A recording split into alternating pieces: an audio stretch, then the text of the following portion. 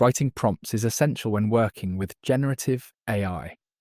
In this episode, we will go over how to structure prompts and how you can get high-quality results using the image generator.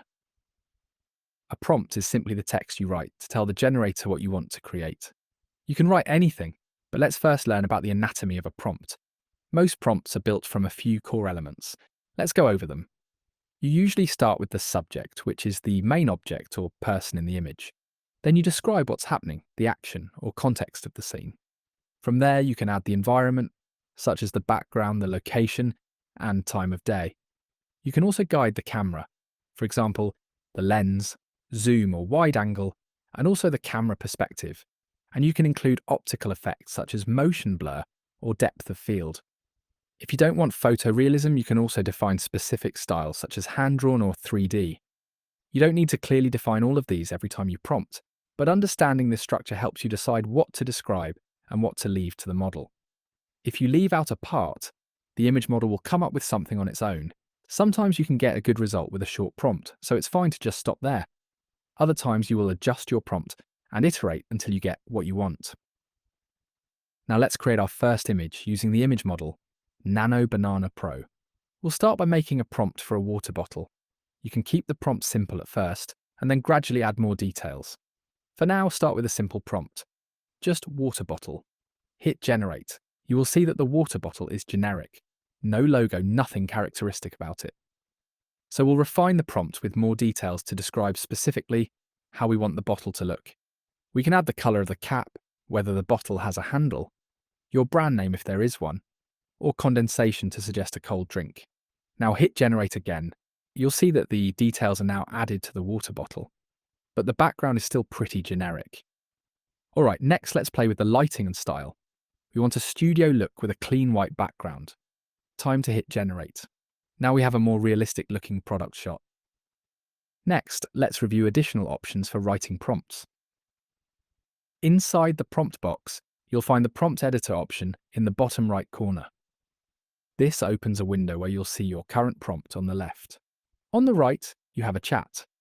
In the prompt editor, you can edit the prompt directly, or you can modify the prompt by writing in natural language in the chat.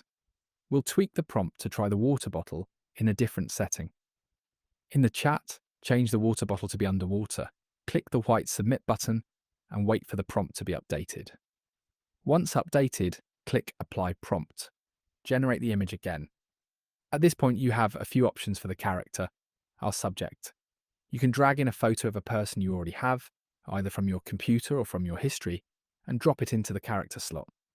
You can also choose one of the pre-made characters you'll see inside character. In this case, we'll create a new character from scratch. Just like we did with the bottle, we write a new prompt describing the person we want for the scene. We describe her as a sporty woman in a stadium. We specify her hair, skin tone, her outfit and accessories, her expression, and what she's doing in the scene. This gives the model a clear direction to get closer to the results we're looking for. Then click Generate. Now that we have these two elements, the character and the bottle we created earlier, let's bring them together in the same scene. We want our character in the stadium, holding our bottle. To do that, we drag the bottle from History into the Object slot, which is where object references are added. Then we do the same with the character we just created, dragging her into the Character slot. Next, we adjust the prompt so that the character is holding the water bottle. And if we want, we can also add more detail to specify her pose in the scene. Because both the character and the bottle live inside the References panel, the image generator understands who is performing the action and with what object. Most newer image models handle this well. For even more controls, you can mention the character in the prompt. To do this, we'll type the @ sign and select at char1 from the drop-down. To reference the bottle, we do the same and select at img1.